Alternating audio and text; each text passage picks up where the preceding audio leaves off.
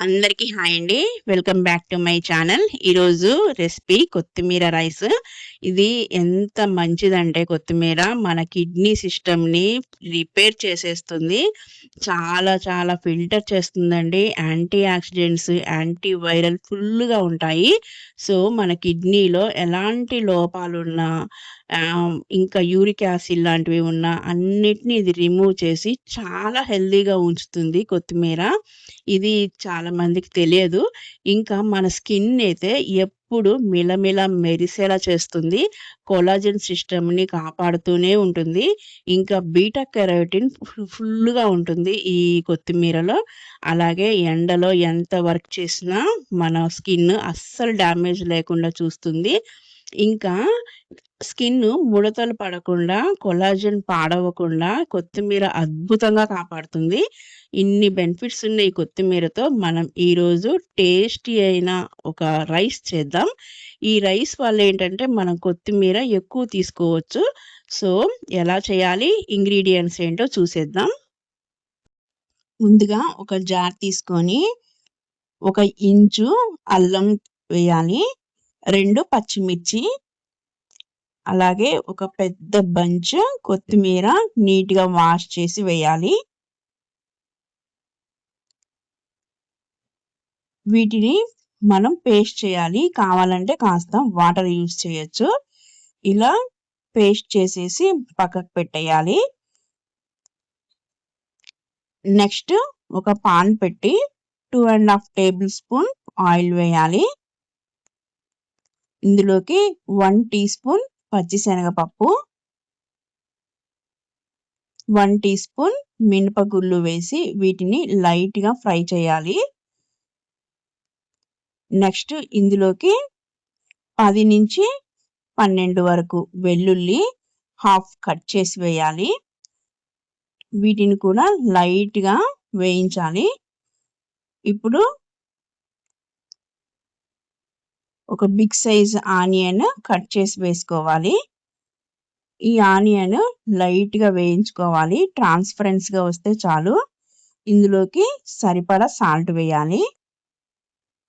ఈ ఆనియన్ ఒక 2-3 మినిట్స్‌లో వేగిపోతుంది. ఆనియన్ కొంచెం లైట్‌గా బ్రౌన్ కలర్ రావాలి చాలు. ఇప్పుడు ఈ పేస్ట్ వేయాలి. ఈ పేస్ట్ వేశాక ఎక్కువ టైం పట్టదండి. ఒక 2-3 మినిట్స్ కలిపితే చాలు. ఇందులోకి స్పైసీ కోసం ఇంకొక 2 పచ్చిమిర్చి వేసి కలపాలి. ఒక 2-3 మినిట్స్ కలిపితే చాలు. ఆయిల్ అనేది బయటికి వచ్చేస్తది. ఈ ఆయిల్ సెపరేట్ అయ్యాక మనం వెంటనే రైస్ వేసేసుకోవడమే. 2½ కప్స్ రైస్ మనకి కరెక్ట్‌గా సరిపోతుంది.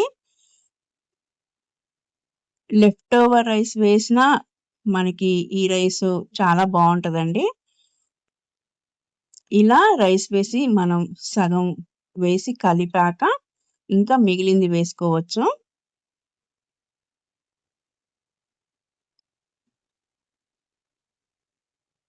ఇప్పుడు మిగిలిన రైస్ కూడా వేసేసి పూర్తిగా కలపాలి. ఈ రైస్ కలిపేటప్పుడు స్టవ్ హైలో పెట్టుకుంటే మనకి ఈ రైస్‌కి ఈ పేస్ట్ మొత్తం కరెక్ట్‌గా పడుతుంది. సో, కొంచెం హైలో పెట్టుకొనే ఒక 2 మినిట్స్ కలిపితే చాలు.